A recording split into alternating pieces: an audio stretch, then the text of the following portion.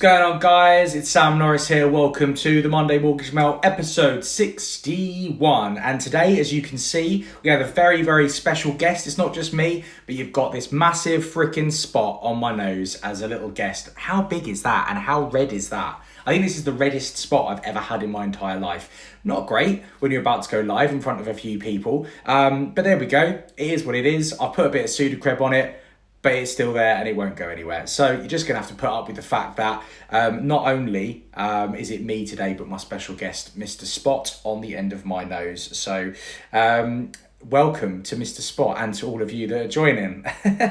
Hope you've had a really awesome weekend and great start to the week. I've had a lot of meetings today, so I've been sort of on and off in terms of speaking to people, doing a bit of work, checking up on emails, but I've just found out from my IT person that our server is down as of 8 o'clock this evening. So I've got to rearrange my evening and do a little bit of work up until probably about 8. And then I shall be going to the gym. Would be interested to know what you guys are up to this evening. So for lots of people joining early doors, usually it takes a couple of minutes for people to come in. Maybe it's because I was a minute or so late, as TX quite rightly said. Apologies. Maybe I was just tending to the spot on the nose to see if I could just get rid of it just beforehand, but he's a stubborn little bastard. He's not going anywhere. So yeah, guys, happy Monday. As always, welcome to the Monday Mortgage Mail. Episode number 61 today. 61. We're getting through these, aren't we? As always, today is all about you guys. Here to answer your questions, all about property finance and property investing in general, or just investing in general, or business in general. You know, I'm happy to open things up. We do usually talk about mortgages and bridging and development finance and that kind of stuff on this live video, but if you guys want to, you know, open things up a little bit, I'm happy to diversify if you guys are. So the few ground rules for those of you that haven't joined this live before. If you want to ask questions, feel free. I will ask you to please use the little question box down here to ask me any questions that you'd like. Mainly because if you put them in the comments, as you can see, loads of people keep joining the live, and it means that your question will get pushed further and further back, and I might forget it because I'm a forgetful little sod. And I don't want to miss out because all of your questions are absolutely amazing. So any questions that you do have, don't put them in the comments. Put them in the question box here, and it also means I can bring them up onto the screen and everyone can see them. So if people are late to the party, they won't just think, who's this guy just chatting away a load of rubbish. They can actually see the question on the screen, and they'll be able to have some context as to what we're talking about. So any questions, Tala, if you can, put them in the question box and I'll be able to bring them up on the screen. But by way of a bit of an introduction, you might be thinking, okay, I've joined this live. I've got this weird guy with a massive spot on his nose. What is he going to be able to tell me, or why should I listen to him? Well, my name's Sam. I am the owner and director of Grand Union Finance. I've been in the game for about, nearly 15 years now. So I've seen a few things over the years, not just finance related, just a few things in general.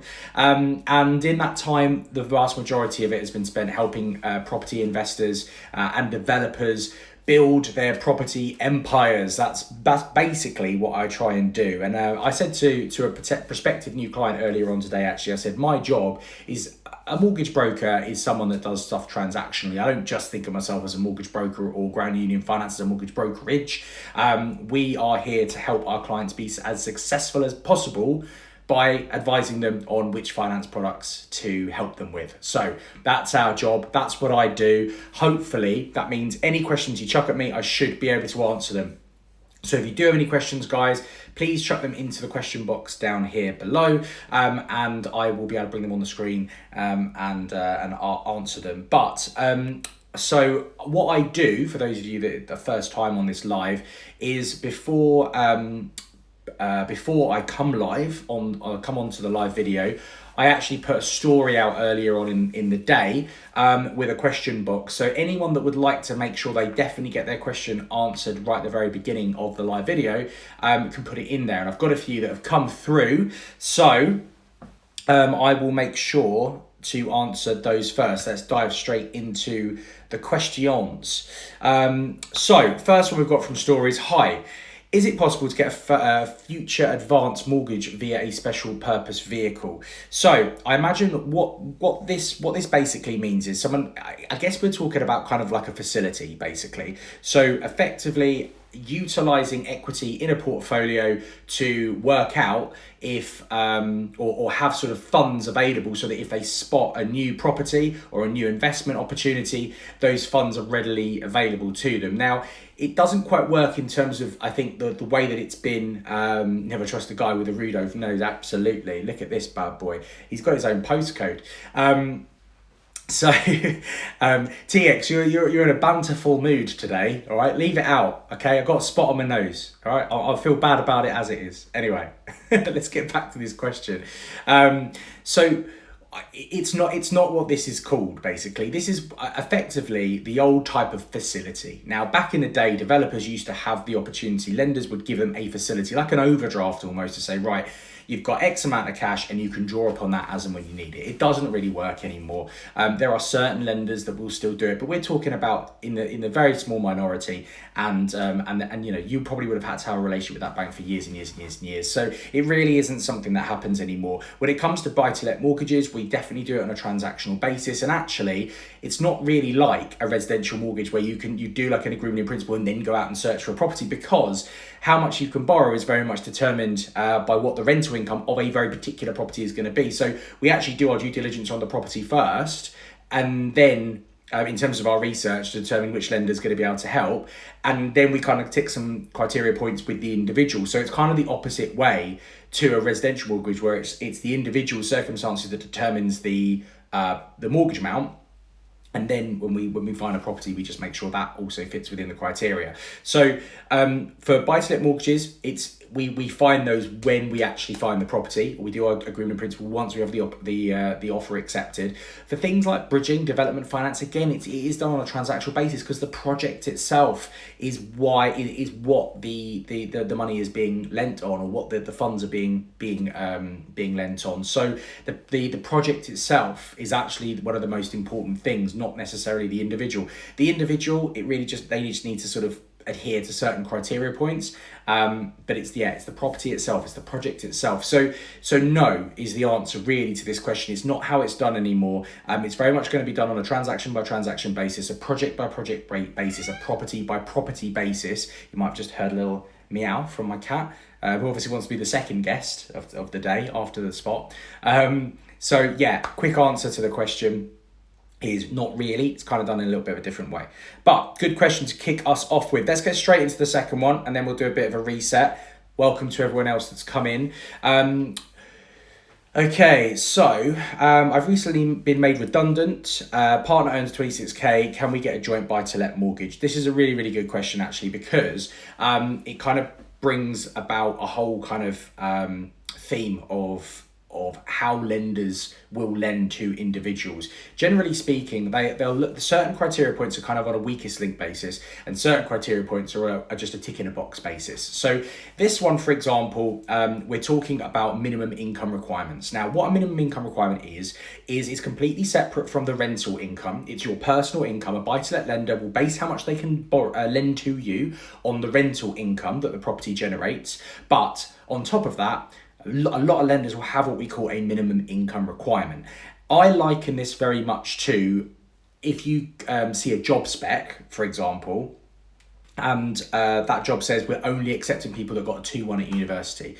You could probably do that job if you got a 3rd, but it's just a way of limiting the number of applications they get. This is exactly the same sort of thing. By having a sort of a minimum income requirement, it just means that they know that if you hit that minimum income requirement, you're going to have enough. They've determined, that the team that makes the products, makes the criteria, they've determined that in reality, you're probably going to have enough surplus income to cover void periods. And it means that they don't have to do as much in-depth due diligence during the underwriting process to work out whether your income will allow you to borrow or have a successful application.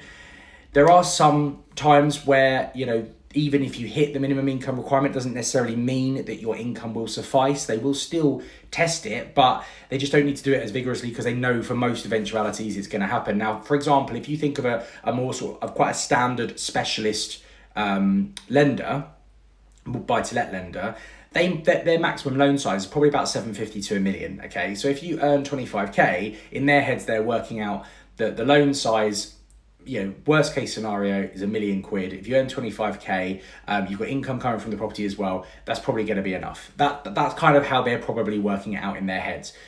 So there is one lender that has 30 as a minimum. But going back to this particular question, as long as one person hits that criteria point, that's fine. Which is why, sometimes, like recently I spoke to a prospective new client on Friday, and they currently personally don't have any income. So they're actually going to bring in a family member into their SPV as a director shareholder, basically to tick that income box. So you can do things like that. There are things like experience are another sort of criteria point that we can do a similar thing. If, say, for example, you were mortgaging an HMO and most lenders need you to have 2 years worth of experience and you personally don't, bringing in somebody else into the SPV that does have 2 years experience would tick that box. Just because you don't have it, because they've got it, the SPV as a whole has it, and we can tick that criteria box, you see. So that's how it kind of works. But so if you've just been made redundant, or if you don't have an income, as this person has, having a partner within your business, within the property business, that does have an income and ticks the minimum income requirement, then we're all good. So hopefully that helps. So guys, for everyone that's joining, do a little bit of a reset. This is the Monday Mortgage Melt, episode 61. My job here today is to answer any of your questions. If you've got a question you'd like to ask me to do with anything to do with property finance or property investing or business or anything like that, just stick it into the question box. We've got tons of questions coming in, so I am going to jump straight into the next one. This is from Luke.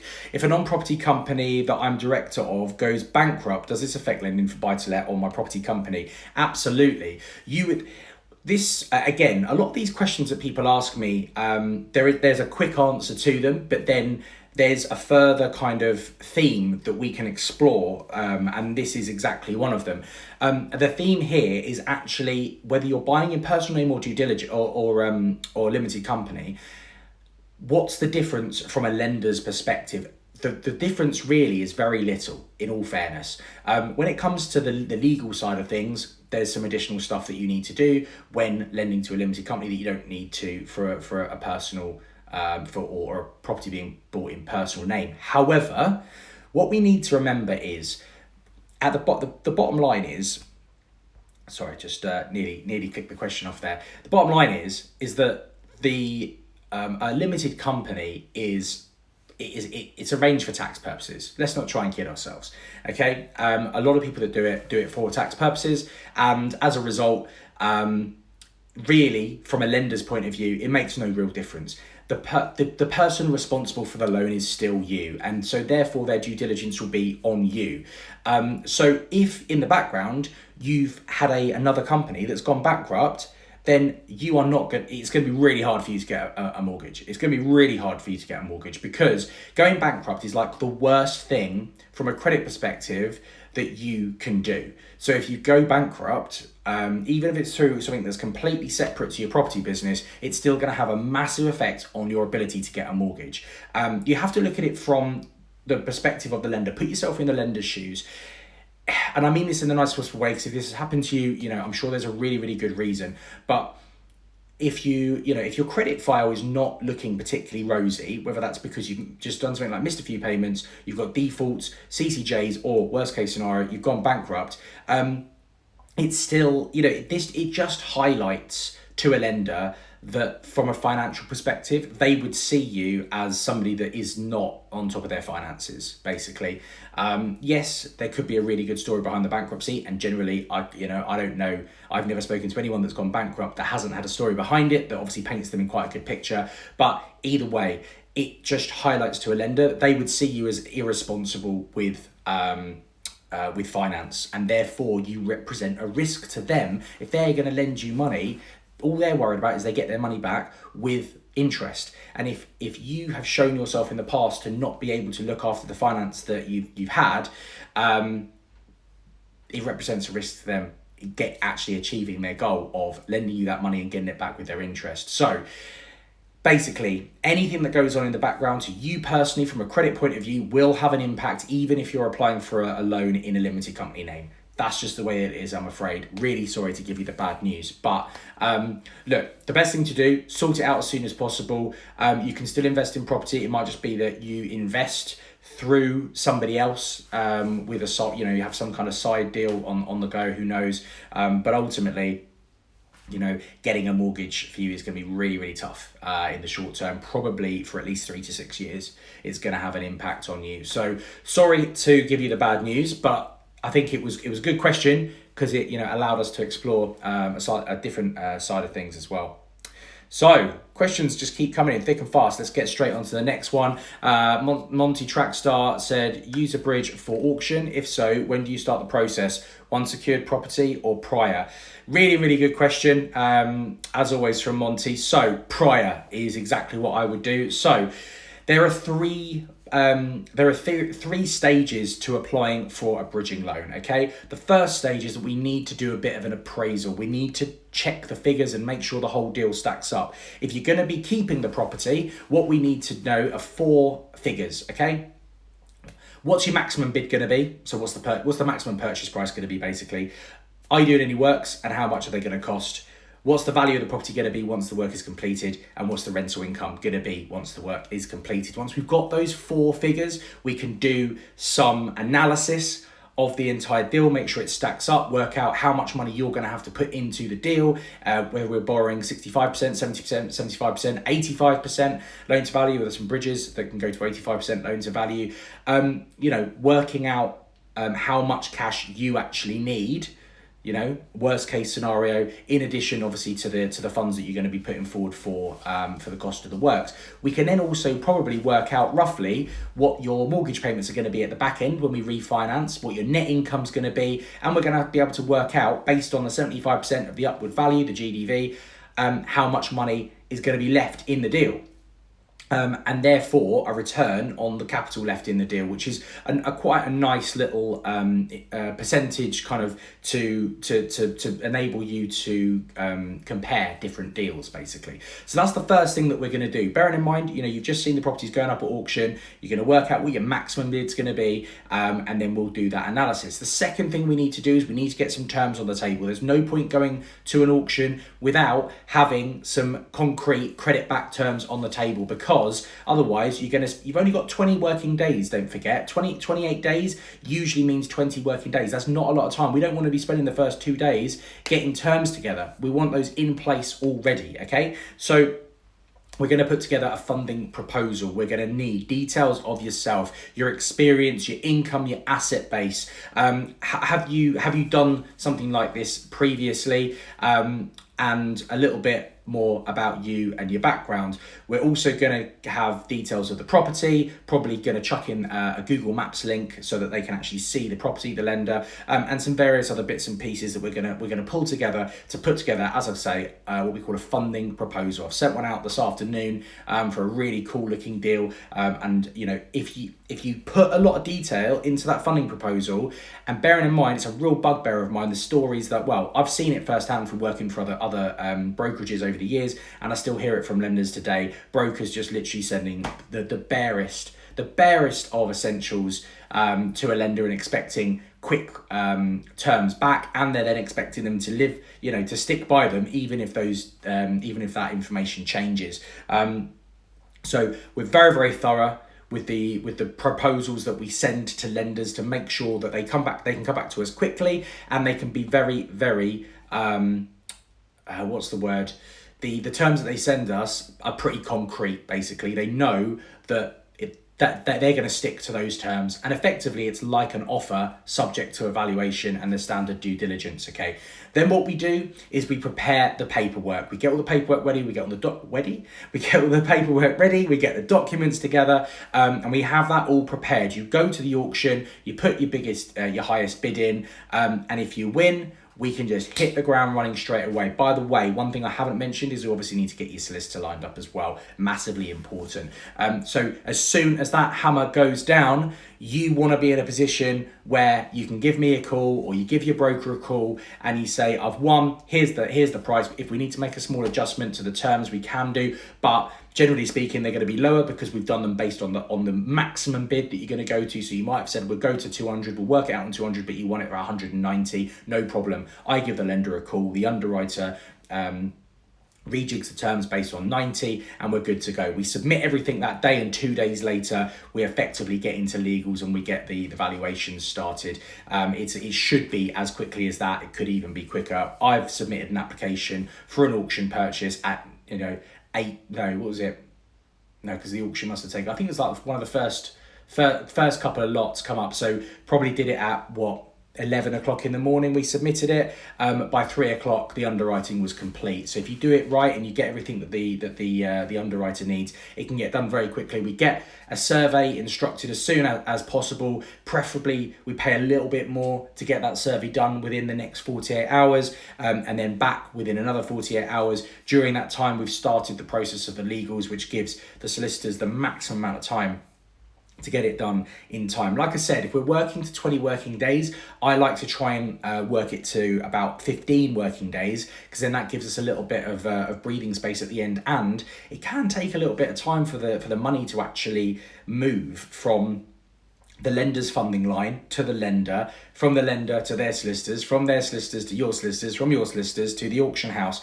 And so there's quite a few transactions there that need to take place. And if you're borrowing quite a large amount of money, sometimes, that can be quite slow. So always good to give yourself a buffer. We aim for 15 working days, gives us that breathing space at the end. So answer to the question, when using a bridge for auction, when do you start the process? Once you secured the property or before? The answer is definitely before, and there's quite a lot of stuff that needs to go into that. Now, obviously, from my perspective, it's quite difficult because it's basically doing a lot of stuff for nothing when actually nothing can come of it. But this is just what we've got to do, I'm afraid, guys.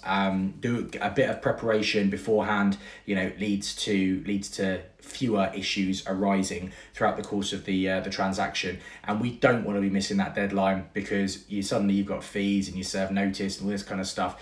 It just stresses you out. Let's get it done in 15 to 16 working days, give ourselves a bit of breathing space, and get that across the line. And you do that by preparing well. So Monty, thanks very much for that question. That was a great one. Guys, for those of you that are joining, this is the Monday Mortgage Mail, episode 61. If you want to ask me a question to do with property finance or anything else, stick it into the question box down here. It means I can bring it up on the screen and everyone can see it as you would have just seen. So let's get cracking on to the next question.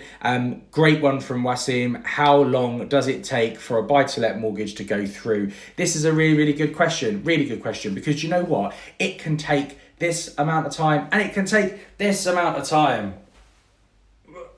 It very much depends on the lender, it depends on the situation, it depends on the market, it depends on the client and how organised they are. There's a lot of things that can change the turnaround time.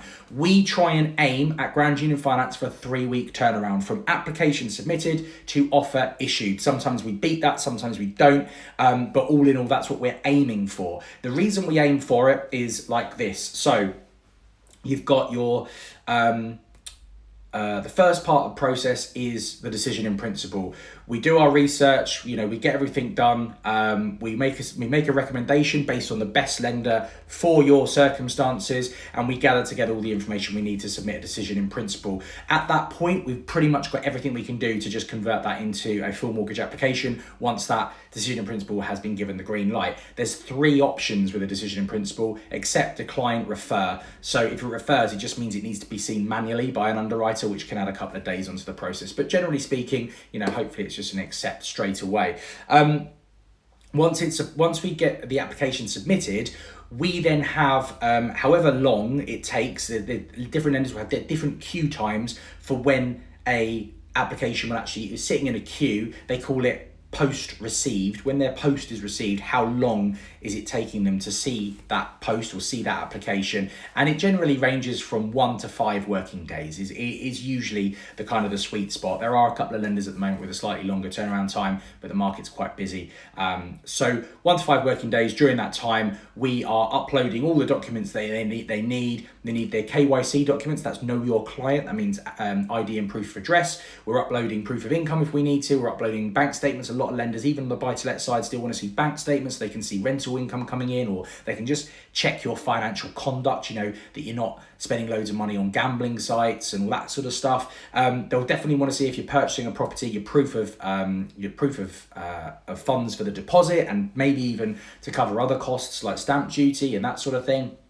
And they're probably going to want a signed declaration. That's like you agreeing to the mortgage terms, as well as the direct debit mandate, which is the information of the bank account that you're going to use to make your monthly payments. So we would get all of that stuff uploaded to the lender's online portal. The vast majority of the time, they've got an online portal. So that's then sitting there for the for the underwriter when the application gets to them. Now, again, I do know that a lot of brokers out there just sort of sit there and wait for the lender to come back to them and tell them once that's been received. We like to be quite proactive, and even we kind of know what lenders are going to ask for. They'll have their standard submission requirements, but you get to understand these underwriters and these lenders. We know when they're going to want something over and above what the normal stuff is. So we get it to them. If there's anything that needs annotating, we do that as well. Particularly if we've got a client that's got quite a lot of properties in their portfolio, we'll send them a copy of the property portfolio, and we'll actually, on the bank statements, we'll highlight the mortgage payments going out and the rental income coming in for each property. So it's really, really easy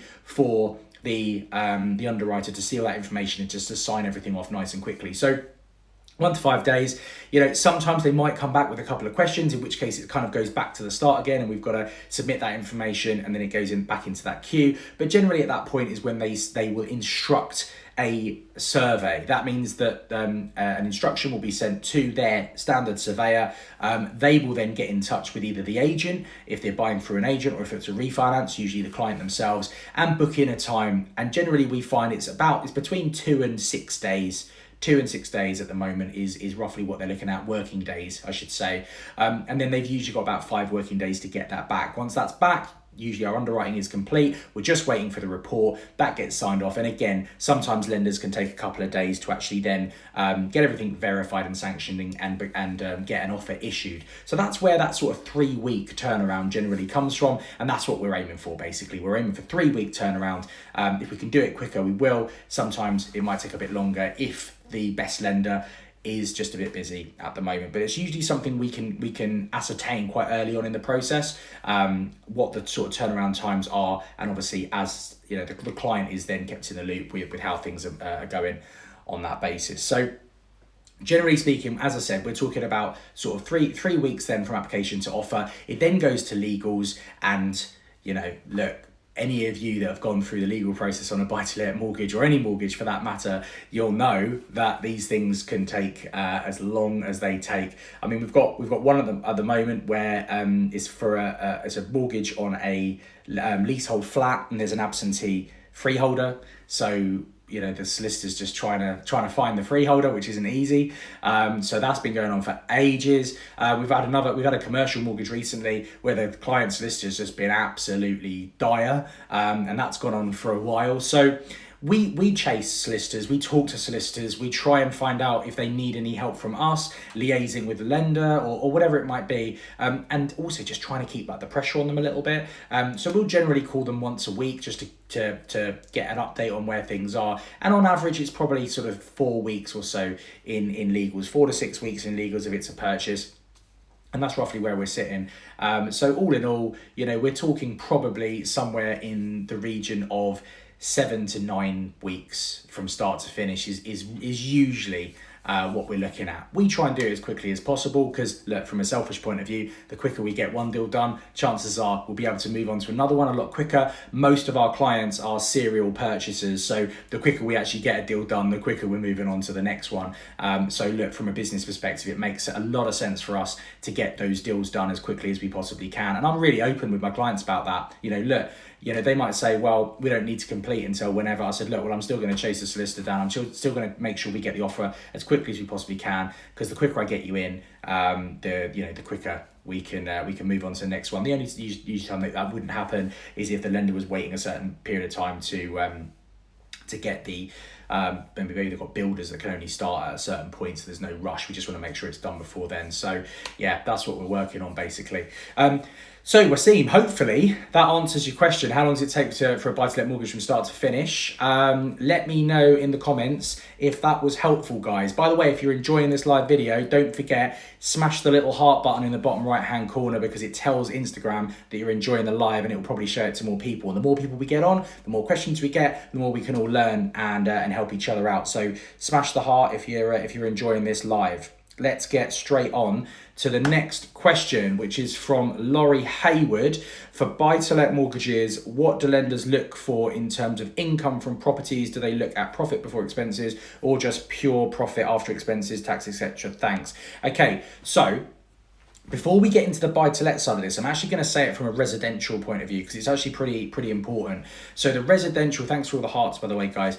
From a residential point of view, the mainstream residential lenders, and I've had an issue with Santander recently, they don't like income from rental. For whatever reason, they don't like it. And so they will make life as hard as possible for anyone to utilize it. So recently I've had a client that has, we're looking at a new residential mortgage for them. They've got about 4 properties that are making good money. But the way in which we've had to input the income on an affordability calculator means basically it's almost impossible to actually show any income, because Santander, as the example lender, sorry anyone that works for Santander, they basically assume that your management and maintenance costs are like 50% of your profits, which basically just wipes out all of your profit, because the rest of it goes for a mortgage. So unless you're mortgage free, for a residential point of view, it's really hard. Some lenders will just use your net profit from an SA 302, but look, some of you won't have an SA 302 yet, or a tax calculation or overview showing rental income yet. So that's also quite frustrating. Anyway, let's push the residential to one side. Let's talk about buy-to-let. They will take, so it goes back to a question we were talking about previously, where we were talking about minimum income requirement. And so the lenders will allow rental income as part of that. However, if you think about it, if we've got a lender that doesn't have a minimum income requirement, it doesn't mean that they don't have an income requirement, by the way, guys. If you see on anyone's criteria that there's no minimum income requirement, it doesn't mean you don't have to show an income. It means that there's no minimum. So if you don't hit 25, it means that they can still potentially lend to you. It just means that they'll do an assessment as to whether or not you've got enough surplus income coming in to cover any void periods.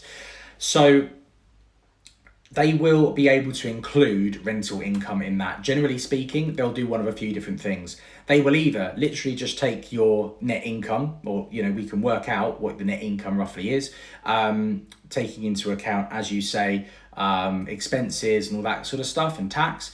They'll take it straight from your SA 302 or tax calculation and overview. So it's kind of one of those two, very similar to a residential, to be honest with you. Most lenders will probably just take it off your SA 302. So that can be included as part of your overall income. On the whole, it's so much easier. One of the first questions I ask clients is, what do you do outside of property? Do you have another income? And it's either, PAYE, self-employed. If it's self-employed, then we're just using tax returns. And obviously your tax return, if you do have a buy-to-let portfolio, will include rental income. And all of that can be included in the income for minimum income requirement criteria purposes. So it is something to keep on top of. And this is why I say to clients, look, if you have ambitions to become a professional property investor one day, actually give up working full time, or give up on being self-employed if you're self-employed, have a few years worth of tax returns first showing your rental income. So then we can use that to cover off the income part of a buy-to-let lender's requirements. It's literally just a box ticking exercise. And yeah, some lenders have got 25,000, some lenders have got 20,000, some lenders have got 30,000 as a minimum income requirement. But based on where you're at, it just is going to determine whether or not we need to restrict certain lenders. That's all when we're doing our research. So it can be taken into account, and it is taken into account. And as I say, lenders try and keep it simple. They'll look at what's on your SA 302 or your personal tax return. On the personal tax return, it will show as either income from the company, so it'll be self-employed income from a corporate structure, or if it's in your personal name, it will show as income from land and property. In which case, I can't remember the boxes, 40 and 44. I think you minus one from another, and it gives you kind of a net figure, and that's what they'll take into account as part of their assessment on your income. So, Laurie, hopefully that was helpful. If it was, give us a thumbs up in the comments, or hit the like button, hit the little heart button. Quick little reset, guys. We're up to 37 minutes past 5. We're going for another 10, 15 minutes or so. So if you've got any questions, make sure they go in the question box below rather than the comments, because I will lose them as people are joining the live. As you can see, lots of people joining every couple of minutes or so.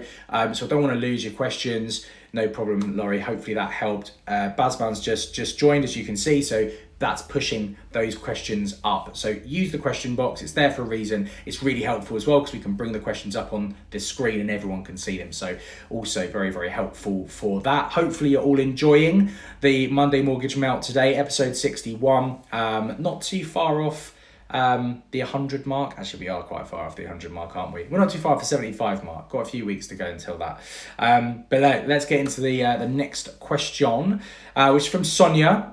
Sonia Cat says, can you advise which is better, a limited company or a holding company with operating companies? Okay, so the quick answer to that is no, I can't. I physically am not allowed to advise you because I am not a tax advisor and I don't have the right qualification. However, we can talk about some facts concerning this. So let's get on my facts straight on this. So, limited company versus personal ownership. So first and foremost, limited company buy-to-let mortgages are more expensive than personal buy-to-let mortgages. Simple as, okay? So that's one thing we need to consider. When you start buying a limited company, the cost of your interest is going to go up. Now, one thing, however, that is quite good about that is that your any interest that you are charged through a limited company is a corporate expense and is tax deductible.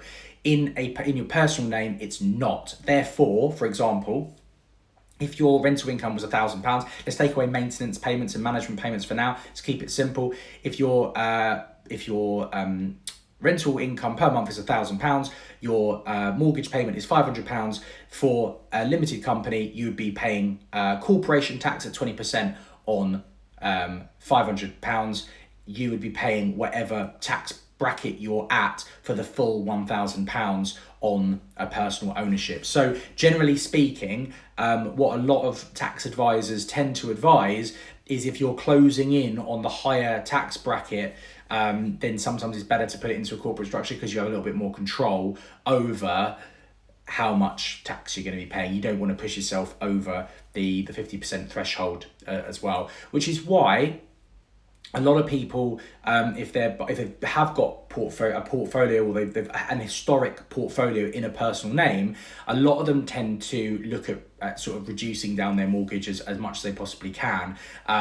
Hopefully, down to zero, because as I said, it's an expense that actually you're basically paying tax on something that you're not actually earning, which is really freaking annoying when you think about it. I understand what the government were doing. George Osborne was the Chancellor at the time when these rule changes came in, these tax changes. That it was there to try and create a professionalism around the industry. It wasn't there to try and make them, upset people. It was there to try and weed out a lot of the amateur landlords that maybe don't give as good a service because they are kind of accidental or amateur landlords. I've come across quite a few landlords in the past that would fit into that category, and it's quite worrying sometimes when I ask them questions, the stuff that they don't know, like, when was your fire safety certificate updated last?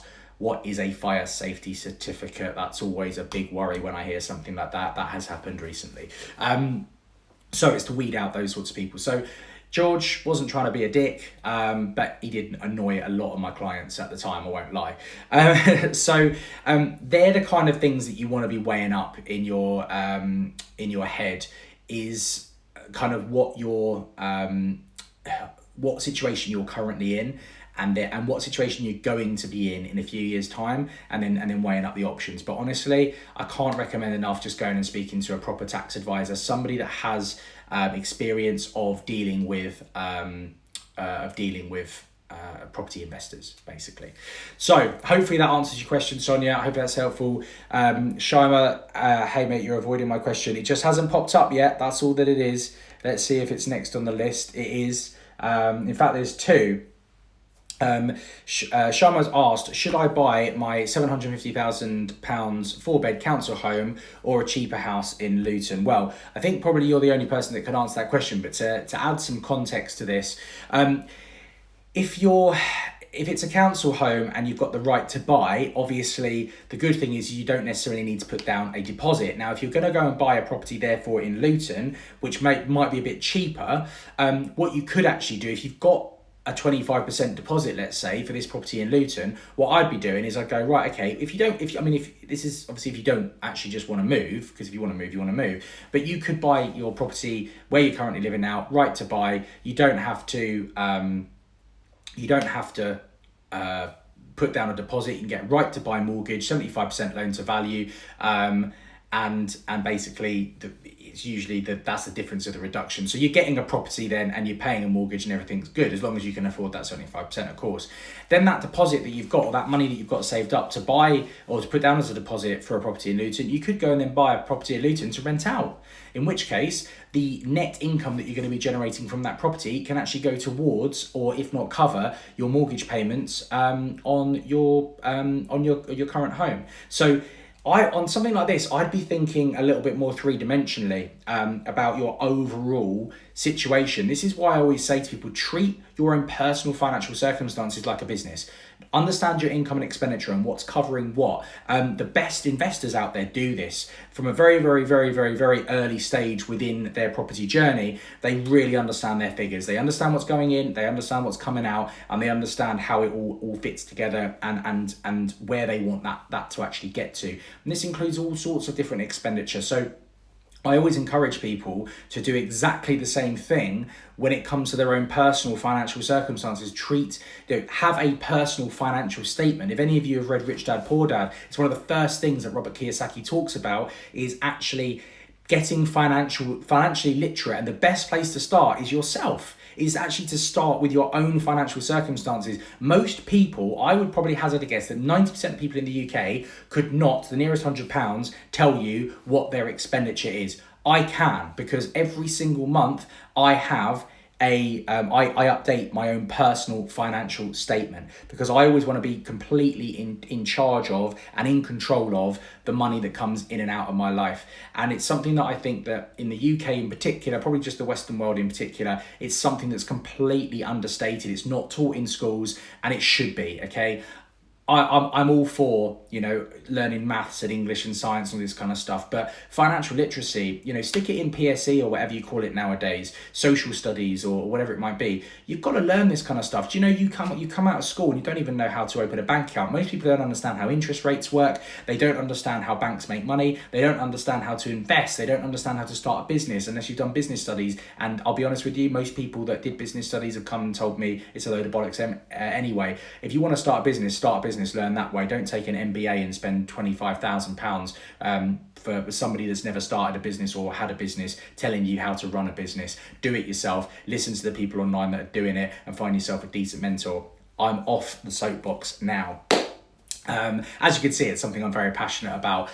When I was at school, I did okay. I wasn't like the cleverest person in the class, but I worked really, really hard to try and be the cleverest person in the class. And what I realise now is that I probably could have worked a lot smarter than I actually did. I literally just absolutely destroyed myself, just working as hard as I could. I did okay at GCSE. I couldn't actually tell you what I got for GCSE because I can't remember. A-levels, I think I did, I think I got BCD or something like that.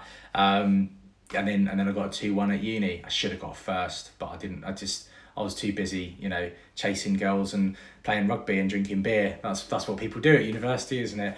Don't think anything less of me. It was a long time ago, and I've got a lot better since then. But yeah, all of this stuff really just comes around to the fact that if you're going to be successful, whether it's in business, whether it's in property, whether it's in investing, it's just being financially literate. And you can definitely, the best way of doing that is to listen to the people that are actually doing what you want to do, not necessarily listening to what most of society are telling you to do, because that's why most society is the way that it is. Success is only a very, very small percentage of people. Anyway, let's move on. Shamia, hopefully that helped. I think we're coming to the end of the questions now anyway. Shamia's actually asked me another quick question, which I don't mind answering. What's your fees for handling an application?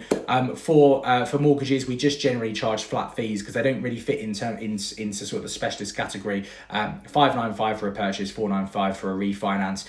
If it's a particularly small one, sometimes we have to charge a bit more. Obviously, we've got to cover our own costs, but that's basically what we do. But guys, okay, cool. We are up to 1747. Me and my spot. I've got stuff to do. But guys, look, I'll give you one more shot. If anyone's got a last minute question they want to add, chuck it in there. I'll see if I can get to it. But as you know, last week we did 5 days on the trot going live, and I did it because Grand Union Finance and myself are up for 4 awards at the Mortgage Introducer Awards that's going to be coming up on the 22nd of November this year. They have actually, the voting closed on Friday, but they've extended it till Wednesday. So if any of you that are watching this haven't had the opportunity yet to vote for me and Grand Union Finance, I would be very, very, very grateful if you could head over to my page after this, click the link in my bio. It will take you through to the Mortgage Introducer voting page, and you can vote for both myself for best broker, Grand Union Finance for best new entrant, best bridging broker, and best broker with less than 40 advisors. If you could vote, I would be eternally grateful. If we get shortlisted for any of those, I'd be so over the moon. More so, I think, on Grand Union. I don't really care about myself. I want Grand Union to be up there. It's a company that I've built from the ground up, and so I'm very, very proud of it, of course. Guys, it looks like we haven't got any new questions coming in. I may well jump on and do another one of these later on in the week. Haven't decided yet. I'm going to try and see if I can get some more guests to join me. Obviously, I had Shane Trainer talking to me about development, property development last week on Thursday. It was a really, really good live. For those of you that haven't seen that, check it out. It is on my profile in my IGTV videos. But yeah, hopefully I'll be doing a little bit more of that. So if there's anyone that you think would be a really, really good guest, or you think you might even be a good guest, send me a direct message with a link to them, or putting yourself forward, and I'm sure we can arrange something. But guys, if that's all done and dusted, I will bid you adieu. I will say have an awesome rest of the week, and I will catch up with you next Monday at the same time, 5 p.m. for the Monday Mortgage Melt. I will see you then. Cheers, guys. Bye.